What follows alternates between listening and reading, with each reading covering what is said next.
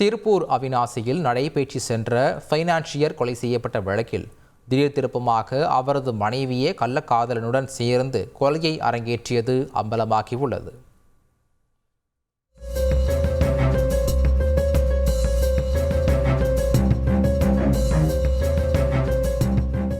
December 1ஆம் தேதி அதிகாலையில் அவிநாசியில் நடந்த கொலை அவிநாசி மக்களை அதிர்ச்சி அடைய வைத்தது. திருப்பூர் மாவட்டம் காசிகவுண்டன்புதூரைச் சேர்ந்த ரமேஷ் அவிநாசியில் தங்கி கார் கன்சல்டிங் மற்றும் ஃபைனான்ஸ் தொழில் செய்து வந்துள்ளார். மிகவும் மென்மையான சுபாவம் கொண்டவராகவும் பல பேருக்கு உதவிகள் செய்யக்கூடிய மனப்பக்குவம் கொண்டவராகவும் இருந்ததாக கூறப்படும் ஃபைனான்சியர் ரமேஷ் அதிகாலை நடைபயிற்சியை எப்போதும் போல் மேற்கொண்டுள்ளார். குளிர் மிகுந்த காற்றை உள்ளிழுத்தபடி மங்கலம் சாலை பைபாஸ் அருகே உள்ள சர்வீஸ் சாலையில் வாக்கிங் சென்ற அவருக்கு அதுதான் இறுதி மூச்சு என தெரிந்திருக்காது. அதிகாலை ரம்மிய சூழலை வேடிக்கை பார்த்தபடி நடைபயிற்சி மேற்கொண்ட அவரை காரில் வந்த மர்ம நபர்கள் சரமாரியாக வெட்டிவிட்டு தப்பி சென்றனர். தலை மற்றும் கைகளில் பலத்த காயம் பட்டு இரத்த வெள்ளத்தில் துடித்து கொண்டிருந்த ரமேஷ் கோவை தனியார் மருத்துவமனைக்கு அழைத்து செல்லும் வழியில் பரிதாபமாக உயிரிழந்தார். இது தொடர்பாக விசாரணை நடத்திய போலீசார் கோபாலகிருஷ்ணன், அஜித், சிம்போஸ், சரண், ஜெயபிரகாஷ் ஆகியோரை கைது செய்தனர். கொலைக்கான காரணம் குறித்து போலீசார் மேற்கொண்ட விசாரணையில் திடுக்கிடும் தகவல்கள் வெளியாகி பேரதிர்ச்சியை ஏற்படுத்தியுள்ளது. ரமேஷுடன் ஃபைனான்ஸ் வரவு செலவில் தொடர்பில் இருந்த நபர் ஒருவர் ரமேஷிடம் பெரிய தொகை கடன் கேட்டுள்ளார். பிணையாக பத்திரமோ பொருளோ இல்லாமல் பெரிய தொகை தர முடியாது என ரமேஷ் மறுத்துள்ளார்.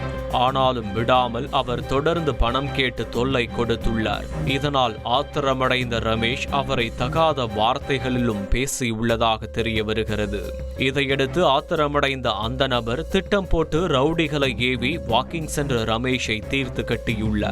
இது தொடர்பாக 5 பேர் கைது செய்யப்பட்டாலும் ரமேஷுடன் நேரடி தொடர்பில் வாக்குவாதத்தில் ஈடுபட்டு கொலைக்கு மூல காரணமாக இருந்த குற்றவாளியும் திட்டம் போட்டு கொடுத்த நபரும் இன்னும் கைது செய்யப்படவில்லை.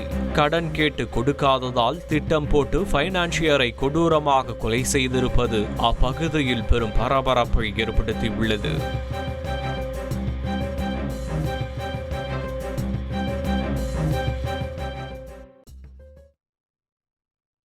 இந்த நிலையில் கைதான 5 பேரும் கூலிப்படை கும்பலைச் சேர்ந்தவர்கள் என்பது விசாரணையில் தெரிய வந்தது. அவர்களிடம் போலீசார் தங்கள் பாணியில் கிடுக்குப்பிடி விசாரணையை மேற்கொள்ள வேலம்பாளையத்தில் ரமேஷ் வீட்டிற்கு செல்லும் வழியில் பேக்கரி வைத்திருந்த சையத் இர்ஃபான் சிக்கியுள்ளார். அவரிடம் விசாரித்த போது சையத் இர்ஃபானும் ரமேஷ் மனைவி விஜயலட்சுமியும் கள்ளக்காதலில் இருந்ததும் இதற்கு இடையூறாக இருக்கும் ரமேஷை தீர்த்து கட்ட வேண்டும் என்று அவர்கள் 3 மாதமாக திட்டம் போட்டதும் தெரிய வந்துள்ளது. கணவனை கொலை செய்ய தனது தங்கச்சங்கிலியை கள்ளக்காதலனிடம் கொடுத்து அடகு வைத்து அதில் கிடைத்த 9,60,000 ரூபாயில் கூலிப்படையை வைத்து கணவனை கொலை செய்தது தெரிய வந்துள்ளது. கொலை நடந்த அன்று தனது கணவர் வீட்டிலிருந்து நடைபயிற்சிக்கு புறப்பட்ட தகவலை விஜயலட்சுமி தான் கொலை கும்பலுக்கு சொல்லியிருப்பதாகவும் தெரிய வந்துள்ளது. விஜயலட்சுமி, சையத் இர்ஃபான் மற்றும் வெள்ளியம்பாளையம் பகுதியைச் சேர்ந்த அரவிந்தையும் போலீசார் கைது செய்துள்ளனர்.